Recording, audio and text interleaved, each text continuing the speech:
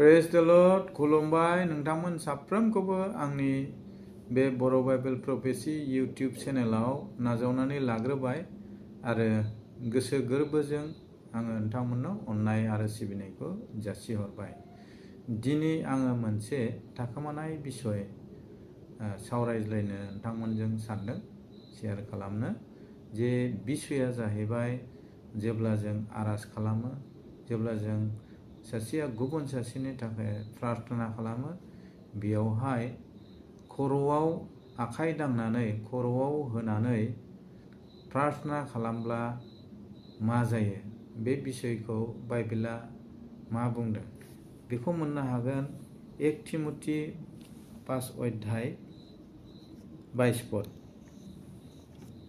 बेयावहाय पावला तिमथिखौ गोख्रोङै बुंदों। 21आव बुंदों, आङो इसोर आरो ख्रिस्ट' जिसु आरो गोथार आर्पफोरनि सिगाङाव गोरायैनो थोनो, नोङो मोखां नायनानै बिसार खालामालाबा बयखौबो समानै नायदो। बेयावहाय नैबे लाइनसे बिसया एसे आलदा, बयखौबो समानै नायदो होननाय खोथाया, बे बिसयखौ आङो गुबुन दिनाव लाबोगोन। नाथाय दिनैनि बिसया बे नङा। बेनि सिगांनि सिरियाव जे लिरनाय इसोर आरो ख्रिस्ट' जिसु गोथार आर्पफोरनि सिगाङाव गोख्रोङैनो बिथोन होदों। नोङो थांनानै मण्डलियारिफोरखौ समानै बिसार खालामहै, मोखां दानाय, बे खोथाखौ थिनदों। बिसार खालामनायनि बिसयखौ आं गुबुन दिनाव बुंगोन। आरो बेयावहाय बिनि गाहायावहाय मा बुंदों, रावनिबो सायाव गोख्रै आखाइफोर दाहो, मालायफोरनि पापफोरावबो लोगो दाला, गावखौ गोथारै लाखि।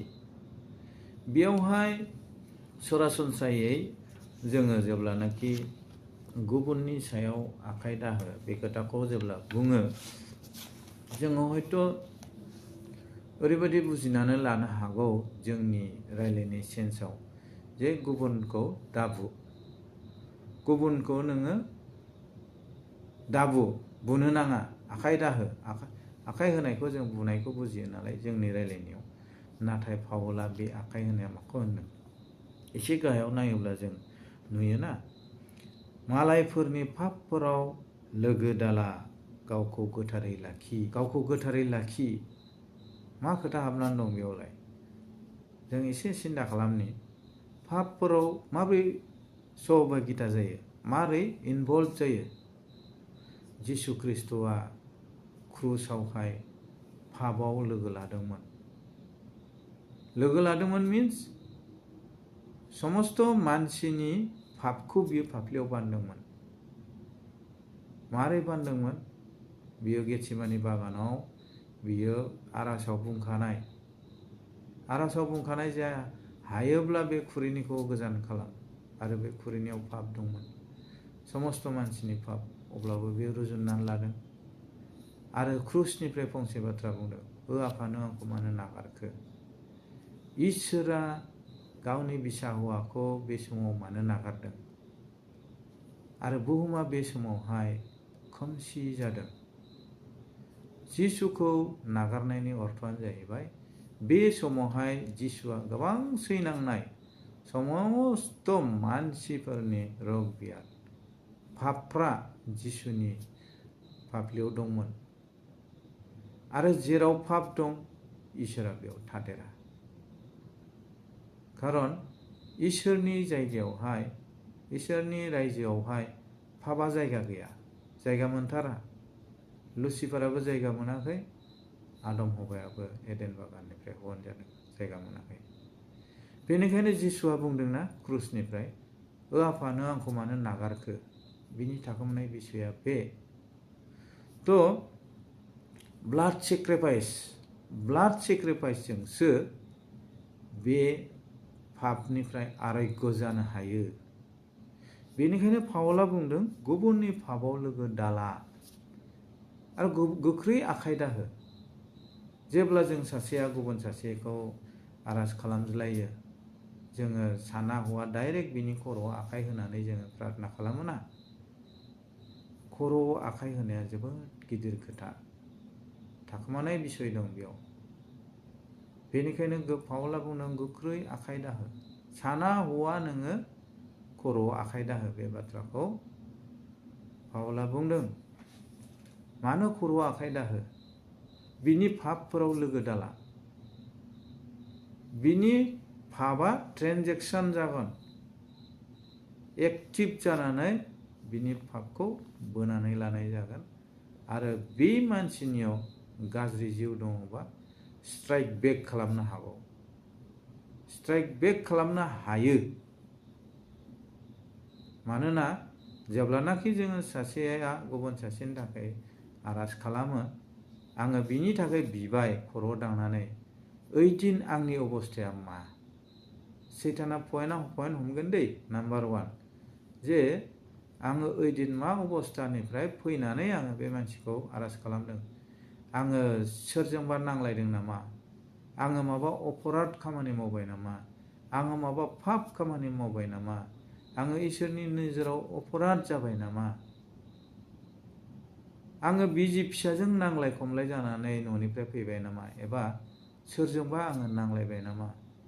थ' बेफोर गासैबो समस्त जे पाप, बेफोरखौ जोंफ्रुनाय गोसोखौ लानानै नोङो थांनानै सासे मानसिनि खर'आव जेब्लानाखि नों दांनानै प्रार्थना खालामगोन, बिनि गासै पाप, बे पापखौ लोगो लाफानाय जागोन। बिनि पापआ फैगोन, गाज्रि जिउ दङब्ला बेबो स्ट्राइक बेक खालामगोन, नोंखौ उल्था एटेक खालामगोन। दा बिनि थाखोमानाय बिसया बे। अब्ला खर'आव आखाइ होनायावलाय मारै बिदि जानांगौ? बेखौ जोङो साननो हागौ जे खर'आव आखाइ होनानै प्रार्थना खालामनायावलाय मा थाखोमानाय बिसय थाथावगौ? बाइबेला मानो बिदि बुंदों? जेब्ला जोङो गोजाम रदायाव थांगोन, सासे मानसिनि पापनि बुलिनि थाखायहाय मा खालामनांगौमोन? गोजाम रदायाव बै समावहाय जिसु ख्रिस्ट'नि जोनोमनि सिगां सासे मानसिया पाप उद्धार मोननो थाखाय बोरमा मेन्दा बुलि बावनांगौ जायोमोन। जोङो बेखौ लेबि बिजाबनि 1 अध्याय 4 नायनि। लेबि बिजाब 1 अध्याय 4 बेयाव मा बुंदों? आरो बावनाय मानसिया, जाय बावग्रा, बावनाय मानसिया बावनाय जुनारनि खर'आव आखाइ होथों। जाय मानसिया पाप उद्धारनि थाखाय बावगोन बोरमाखौ, बिनि खर'आव आखाइ होथों। आरो बे बुलिया बिनि पापफोरनिफ्राय उद्राय जानायनि मुङै नाजावजानाय जागोन। बे बोरमानि खर'आव गासैबो बे मानसिनि पापआ थांगोन। बे मानसिनि पापआ थांनानै बे बोरमानियाव थाहैजोबगोन। आरो बे बोरमाखौ इसोरनि थाम्बु मोखाङाव बेखौ खालामनांगोन, खालामथारगोन। बिनि गोजौनि सिरियाव मा लिरदों जों एसे डिटेल्स मोनथिगोन।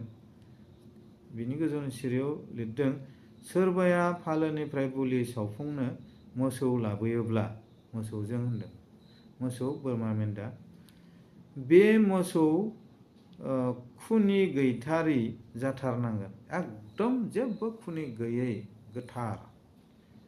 आरो बावनायफोरखौ फोरबोआ नाजावनाय बादि दोरसोन जाग्रा फोरबोनि थाम्बुनि दरखंआव बावथारनांगोन। दोरसोन जाग्रा मोनसे थाम्बु दंमोन। इसोरा मसेखौ बिदि थाम्बु लु होननानै मसेखौ थिनदोंमोन। आरो बे थाम्बुनि इसोरा दर्शन जाग्रा, इसोरा बे समावहाय बे मसेजों लुजानाय बे थाम्बुआवनो इसोरा थायोमोन। आरो बे थाम्बुनि दरखं मोखाङाव बे खामानिखौ मावथारनांगोन होनदों। आरो बे मोसौनि खर'आव बे जाय मानसिया बावगोन पाप बुलिनि, बे मानसिया मोसौनि खर'आव दांथारनांगोन। आरो दांनानै गासै बे मानसिनि पापआ बे मोसौनाव थांगोन। मोसौनाव थांनानै ब्लाड सेक्रिफाइस जागोन, बेखौ बुलि होगोन, अब्ला बे मानसिनि जे पाप बियो थैजोंसो सुस्रा जायो। बे इसोरा खालामनाय नियम जिसु ख्रिस्टनि सिगां। अब्ला जिसु ख्रिस्टनि उनावलाय मानोथो बेबायदि मोसौ बुलि बावनांला? जोंना सोंनाया बे, जिसु ख्रिस्ट क्रुसाव थैनायनि उनावहाय बे बुलि बावनाय हुदाया ओइदिननो जोबदों। मानो होनोबा जिसु ख्रिस्टआ स्वयं गाव इसोरब्लाबो मानसिनि रुपाव फैनानै समस्त मानसिनि पापखौ गावनि फाफ्लियाव रुजुननानै बियो क्रुसाव गावखौ सेक्रिफाइस खालामबाय, ब्लाड सेक्रिफाइस। जों मानसिनि थाखाय बेसे मोजां खालामदों ख्रिस्टनियाव अनज्लायग्राफोर। नैबे थाखोमानाय बिसया बेनो, सोरबाया साननो हागौ आंखौ बिदि खालामनायखायसो नुनानै बुंबाय नामा, नाथाय बे बाथ्राया आंनि नङा, बाइबेलनिसो बाथ्रा। आरो पावला मानसिफोरखौ लाइटलि लागोन होनना मोनथिगौ। आरो पावला जेखौ लिरदों गावनि गोसो जानायजों लिराखै, गोथार जिउआ बिनियाव थानानै लिरदों। बेनिखायनो इसोर आरो ख्रिस्ट दुतफोरनि सिगाङाव गोख्रोङै थिनो होननानै पावला बुंदों। जेब्लानाखि सासे मानसिनि थाखाय नोङो प्रे खालामगोन, बिनि खर' सायाव साना हौवा आखाइ होनाया थिग नङा, आरो आखाइ दोनजानायाबो थिग नङा।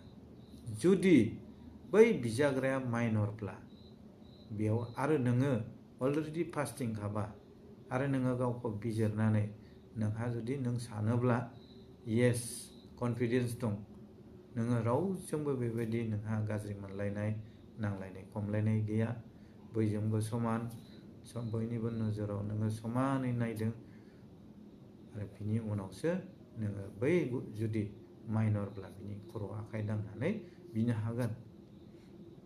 जुदि उन्दै गथ'ब्ला, नाथाय गेदेर मानसिनियाव नोंहा पावला टटेलि बेखौ बादा होदों। खारन उन्दैफ्रा जाहैबाय गोथार, पाप थाया बिसिनाव, उन्दैफोरनाव। नाथाय बिसिनि पापआ बिमा आरो बिफानि गेदेरफोरनि पापआसो बिसिनाव नाङो।